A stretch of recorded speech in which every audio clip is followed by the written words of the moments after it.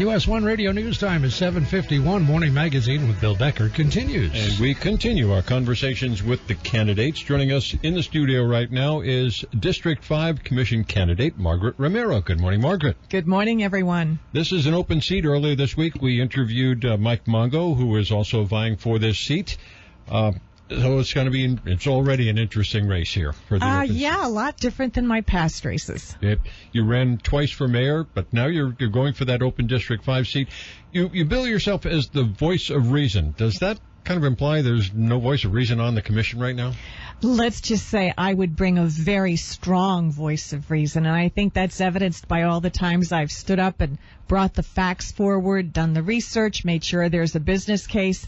I don't think people can just say up there and say, oh, yeah, that's a great idea. Let's go spend money. So I think we need a strong voice of reason up there.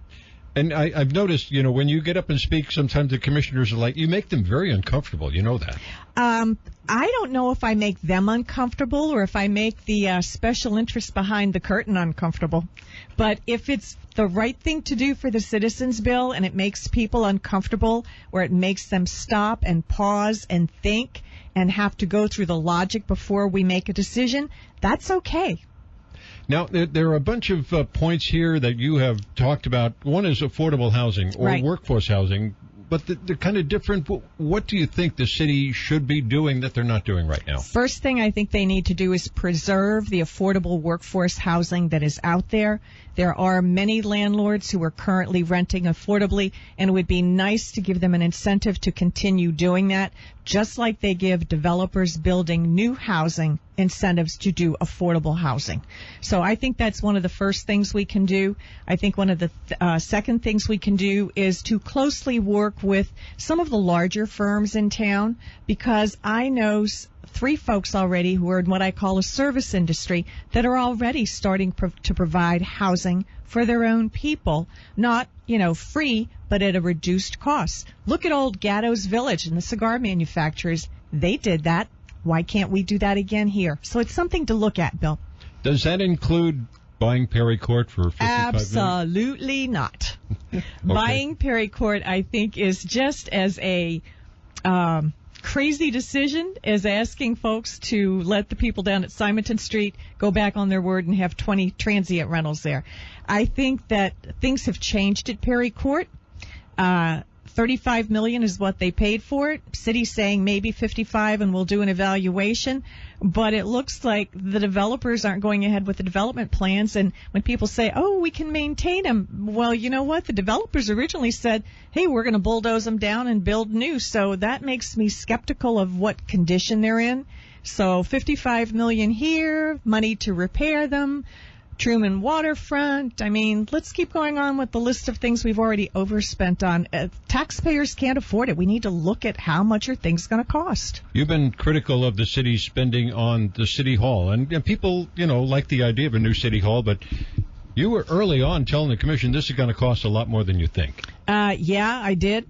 And even Mark Rossi and a couple of other people have said Margaret was right. We should have listened to her.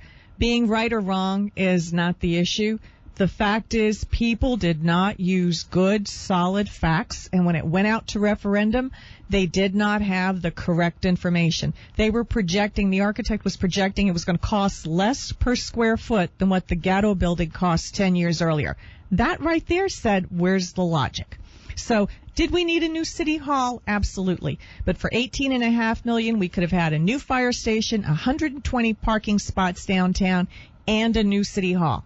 And now it's going to cost us more than that just to have the shell of an old building, not even preserving anything else that was in it. Big debate on the commission is the overnight temporary shelter for the homeless. What should the city be providing in terms of facilities for the homeless? Okay, the city should be providing what is required by the Pottinger laws, which say we have to be able to have a place to let them go overnight if we don't want them taking care of what I'll call their personal things, like sleeping, using a bathroom and such. So we need to provide the bare bones basics. And my reason for saying stay with bare bones basics is because there are a number of nonprofits and county services that provide all the other stuff. So why are we going to pay twice? And from what I've observed, give a helping hand, but an awful lot of percentage of the folks that are around COTS just want to do what they want to do when they want to do it and have us pay for it. And I'm not in favor of that. We have too many hardworking people in the city and too many people who have worked hard and come here either as a second home or to retire, that we need to respect those who are giving, not just those who are taking. What sets you apart from your opponent in this race, Mike Mongo? I think I am the best qualified because I'm already up on the issues. I have a good working relationship with city staff, and when you ask me a question, I answer it. So I think I already have a knowledge of the issues. I'm the strongest candidate to just get in there and start working right away. I'm going to address something right off. There are some people saying I'm negative, but I just want to say something very quickly on that. Just because you don't agree with somebody doesn't mean you're negative. Just because I stand up and I make things evident that maybe we're behind the curtain doesn't mean I'm negative. It means I'm doing my job. I'm being a good public service person, even just as a citizen. And I want the opportunity to do that for my district and my city and get a vote and really make a difference. I would imagine there are a few people out there who don't want to see you on the city commission. Who are they, and why don't they want to see you there? I'm not going to name names, but I think there are a lot of people who will tell you there are a few influential people behind the scenes who kind of orchestrate things and how they want them to be, and they convince a few people to go along with them, and some people take the idea, oh, you got to go along to get along. Well, I will go along as long as it's the right thing for the citizens and we can afford it and it's cost effective. But I think there are people who are so used to being in power and influencing, and I don't want to say anybody's been bought, but I cannot be bought, and I'm not going to roll over just because somebody comes knocking on my door that is used to having the power and the persuasion.